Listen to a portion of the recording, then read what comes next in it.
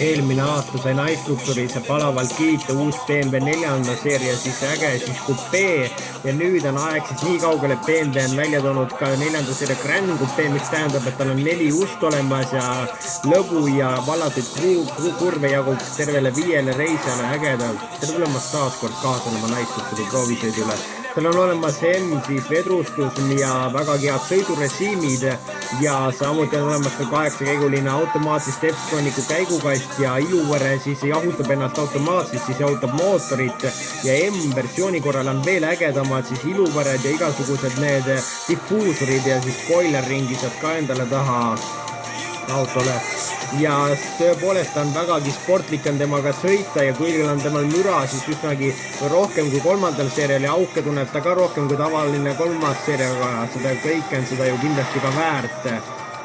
Ja tagaistujatel on ka kenasti, ütleme enam-vähem seal ruumi, seal on jalaruumi ja pearuumi ka natukene kuidagi seal leidub ja samuti siis on olemas sellega eraldi kliimaseade ja siis tõepoolest reisida seal annab, kui on olemas seal 3 istet, kuigi keskmisel istujal on eraldi ebamugav võib olla ja olemas tal siis ka hea siis mahutavusega pagasruum ja pagasiruum avaneb siis tal nagu ka siis luukpära, mis teeb sinna asjade panemise veel mugavamaks ja see tähendab, et seal on 470 liitrit, mis on eriti äge ja rohkem seda on kui mingil konkurendil nagu Audil näiteks.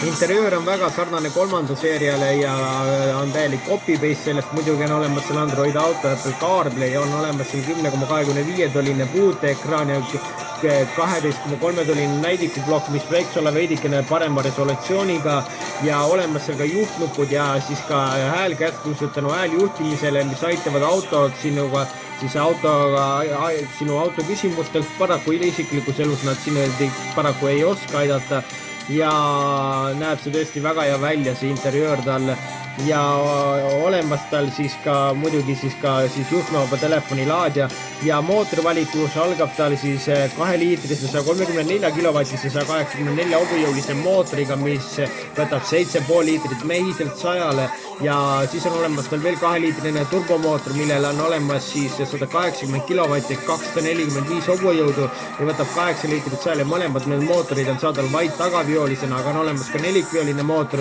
440i, mis siis on, tähendab, et sul on 3-liitrine siis 6-silindriline sportlik mootor ja sellel on 275 kilovatti ehk siis 374 hobujõudu ja võtab see peaaegu 10 liitrit 100-le ja sellel on ka kerghübriid ajam siis olemas ja diiselmootoris on olemas ka 2-liitrine 140 kilovatine ehk siis 190 hobujõuline mootor ja kaalujaotus on tal ka ideaalne ehk 50-50. Selline on siis see uus BMW 4. seeria Grand Coupe, mis pakub tõepoolest samu kõike neid häid siis emotsioone nagu ka tavalisel 4. seerial, kuid palju rohkematele reisijatele. Siia saab terve pere kenasti peale panna ja võid ära unustada mingi ruumika linnamaasturi ja minna iluga hästi edasi oma uue Grand Coupeega ja tunda elust rõõmu.